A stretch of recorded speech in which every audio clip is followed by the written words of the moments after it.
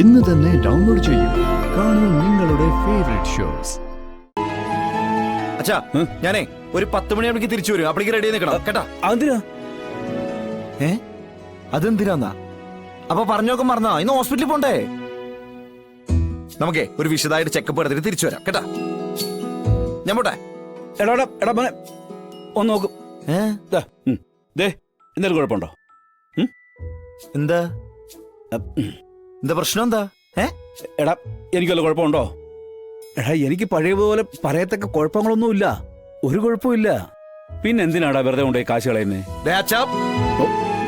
അച്ഛനെല്ലാ അസുഖം ഉണ്ടോ തീരുമാനിക്കണ്ട ഡോക്ടർമാരാ, മനസ്സിലായ?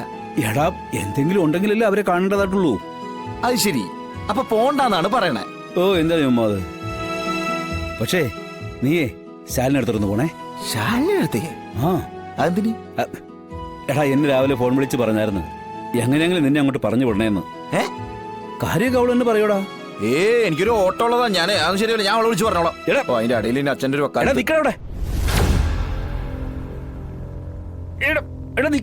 നിക്കടെ പറയട്ടെ.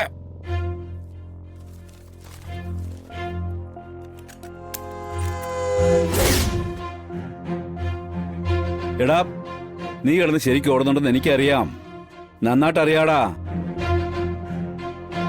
അതുകൊണ്ടാ ശാലിനി കാര്യം പറഞ്ഞപ്പോ നിന്നെ അങ്ങോട്ട് വിട്ടേക്കാന്ന് വാക്ക് കൊടുത്തതേ. അച്ഛാ അച്ഛൻ പറയുന്ന പോലൊന്നല്ല. ഓട്ടം പറഞ്ഞു കഴിഞ്ഞാ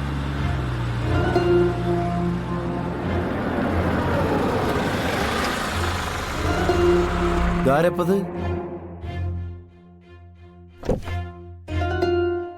അല്ല ആശാൻ എങ്ങോട്ടാ? എന്താടാ ആശാൻ അങ്ങോട്ട് വന്നേ, ഒരു കാര്യം പറയട്ടെ. നീ എന്താ ടാക്സി ഓടാൻ തുടങ്ങിയ? ഇത് നിങ്ങളുടെ ഫാമിലി ടൂറിന് വേണ്ടി റെന്റിനെടുത്ത കാറാ. ഫാമിലി ടൂറാ? പിന്നല്ലാതെ. ബാക്കി എല്ലാം ഇവിടെ സെറ്റായി കഴിഞ്ഞു. ഈ താക്കോലം ഏൽപ്പിച്ചു കഴിഞ്ഞാ എന്റെ ഉത്തരവാദിത്വം കഴിഞ്ഞു. പിന്നെ നിങ്ങളായി നിങ്ങളുടെ പാടായി.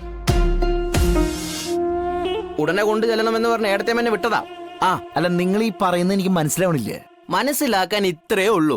ആശാനും ഏട്ടത്തേമ്മയും കുട്ടികളും കൂടി ഒരു ഫാമിലി ടൂർ പോകുന്നു. എവിടേക്കാണെന്ന് എനിക്ക് അറിഞ്ഞൂടാ. ബാക്കി കാര്യങ്ങളൊക്കെ നേരിട്ട് ചെന്ന് ഏടത്തേമ്മയോട് ചോദിച്ചാൽ മതി. പറഞ്ഞ് നല്ല വിശദമാക്കി തരും. പോടാവിടുന്ന്.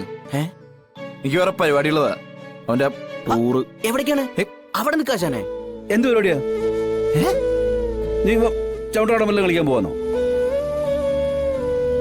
എടാ വല്ലപ്പോഴും ഒക്കെ ഇതുപോലുള്ള പരിപാടികളൊക്കെ ആയിട്ട് പോണം. ആ കുട്ടികൾക്കൊന്ന് സന്തോഷമാവട്ടടാ. അച്ഛാ അത് പിന്നെ അച്ഛാ ഓട്ടം പറഞ്ഞ പോവായിരിക്കാൻ പറ്റുമോ? അതുകൊണ്ട് പിന്നെ ഒരു പിന്നെ ഇല്ല. എടാ മോനെ, നിന്റെ ജീവിതത്തില് എപ്പോഴെങ്കിലും നിനക്ക് സന്തോഷം കിട്ടിയിട്ടുണ്ടോ? നീയും ശാലിനിയും തമ്മില് സന്തോഷത്തോടെ ഒന്നിച്ചൊരു യാത്ര എപ്പോഴെങ്കിലും പോയിട്ടുണ്ടോ? ഇല്ലല്ലോ. എന്നും പ്രശ്നങ്ങൾ തന്നെ. എടാ എല്ലാ കാര്യങ്ങളും ഭാര്യമാര് തുറന്നു പറയുമെന്ന് കരുതണ്ട. നമ്മളത് അറിഞ്ഞു തന്നെ ചെയ്യേണ്ടതേ. നിന്റെ ഭാഗത്ത് ഇങ്ങനെ നീക്കം ഉണ്ടാകാത്തതുകൊണ്ടാ ആ കൊച്ചു മുൻകൈ എടുത്ത് ഇത് പറഞ്ഞത്. അതുകൊണ്ടേ ഞാൻ പറയുന്നത് നീ പോവന്നെ വേണം കേട്ടോ. അതല്ല അച്ഛാ, എനിക്ക് ഓട്ടം പറഞ്ഞു കഴിഞ്ഞാൽ ആശാൻ ഓട്ടോ ഒക്കെ 1-2 ദിവസം ഓടില്ലെങ്കിൽ ഒന്നും സംഭവിക്കാൻ പോകുന്നില്ല.